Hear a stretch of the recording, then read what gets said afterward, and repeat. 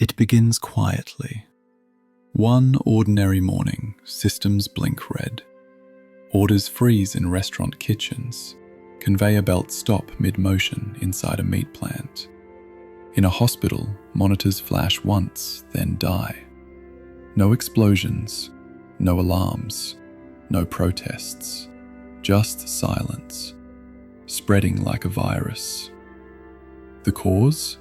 Not a strike, not politics, not a power failure. A single file, buried deep, invisible, patient. It doesn't move, it doesn't speak. But the moment it runs, everything, every network, every screen, every heartbeat of the system locks up. The world freezes, and nobody knows why. And this isn't fiction. It isn't a scene from a sci-fi movie. It's real, and it's happened more than once.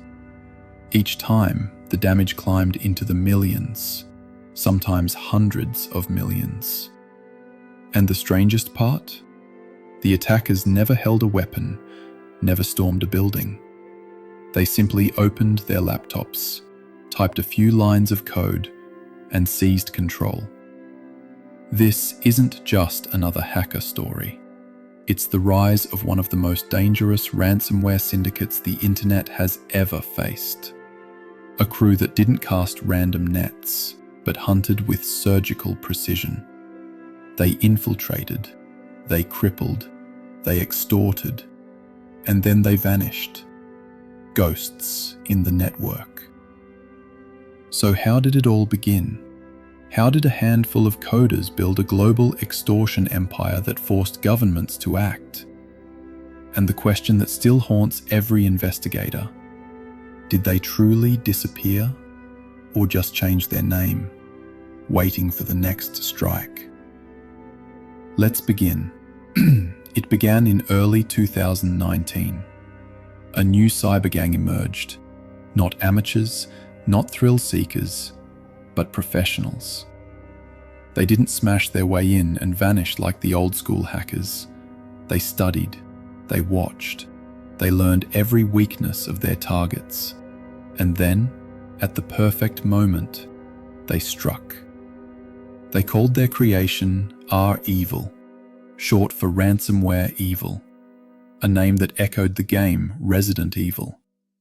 But this wasn't fiction. These weren't zombies. They were real people, flesh, blood, and code, sitting in the dark, taking control of real companies in the real world. But REvil didn't come from nowhere. It was the next phase of an evolution that began with another name whispered in fear: GandCrab. Before REvil dominated the headlines, GandCrab ruled the underground. It was ahead of its time, updating constantly, refining its craft. It didn't just encrypt files, it monitored data, sabotaged backups, and fed every infected system back to its masters. Behind the scenes, they built an entire criminal infrastructure: negotiation servers, payment portals, control panels, even customer support for their victims. A full-service business of extortion, running in the shadows. And it was only the beginning. Over time, GandCrab stopped being just a product name. It became a brand. A brand for an organization that thought like a corporation and hunted like predators. They perfected a tactic called big game hunting. The rules changed. Fewer strikes, far bigger payoffs. Imagine a forest of companies. Most hackers chased small prey, a mom-and-pop shop, a few $1,000s. Done. GandCrab's crew aimed for giants. They broke into corporate networks, encrypted everything, and demanded millions. Not bravado, cold strategy. One hit, one fortune. These weren't hobbyists. They ran like a business, with toolsmiths, playbooks, divisions of labor, even payrolls. From that industrial engine came REvil. But even the deadliest ransomware needs a doorway. Big enterprises lock their gates. So the trick was simple: buy access instead of forcing it. Enter the initial access brokers, middlemen who find a cracked window, a leaked credential, an exposed RDP, and sell the key. Full access to a Canadian financial firm. Price $3,000. BTC only. Affiliates bought those keys, walked in, spread the payload, encrypted the files, and left one message. Want your data back? Pay up. Hacking became hunting. Targets chosen with precision. OSINT. LinkedIn profiles, financial filings, office photos, all became weapons. Their campaign was military grade. Select, buy, deploy, extort. And if a victim refused, there was always a nastier backup plan.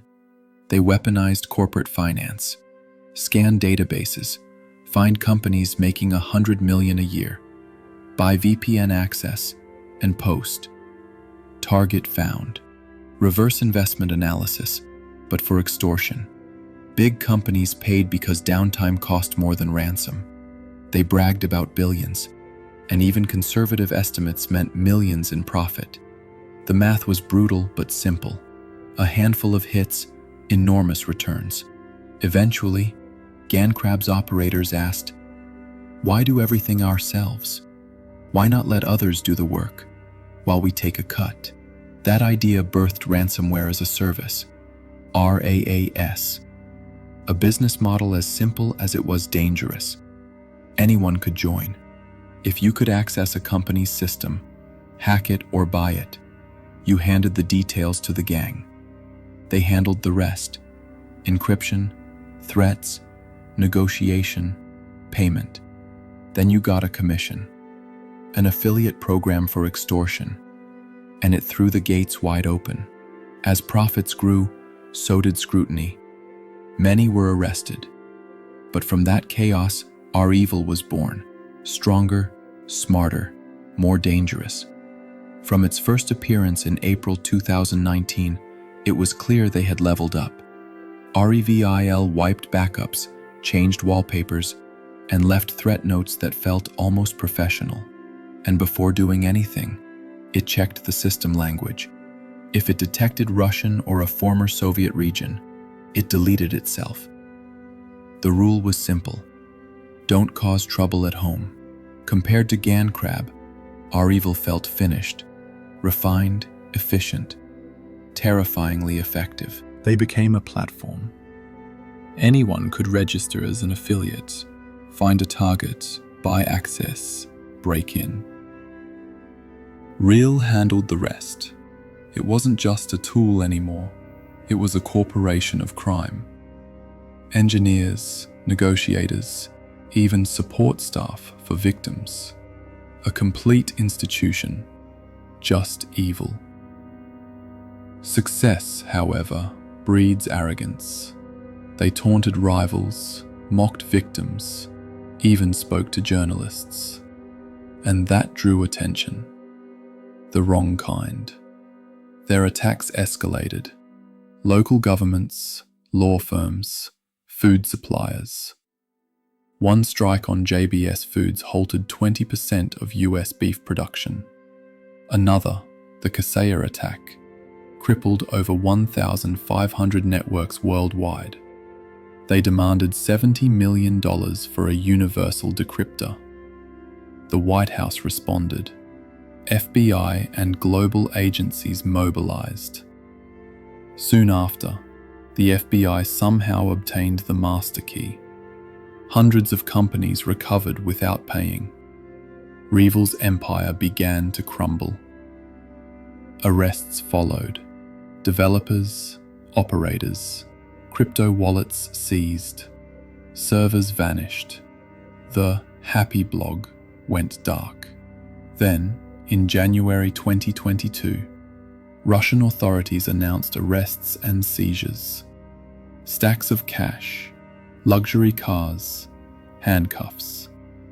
A show of cooperation, or a convenient performance? No one knows. The brand REvil disappeared, but the model survived. New syndicates rose. Conti, LockBit, and others. The tools changed names, the methods stayed. Today, a hacker doesn't need a gun to rob a bank, just a laptop, a few lines of code, and an open server. REvil vanished. Or did they? Maybe they rebranded. Maybe they're still out there, hiding behind a new logo, waiting for the next opportunity. So, what would you do if one day your screen went black and a message appeared? Your files have been encrypted. Pay. Or lose them forever. Would you call the authorities? Try to fight it? Or would you pay? There's no easy answer. But one thing's certain, this war never really ends. That's the end of this episode. Or maybe the beginning of the next. See you soon, in the dark.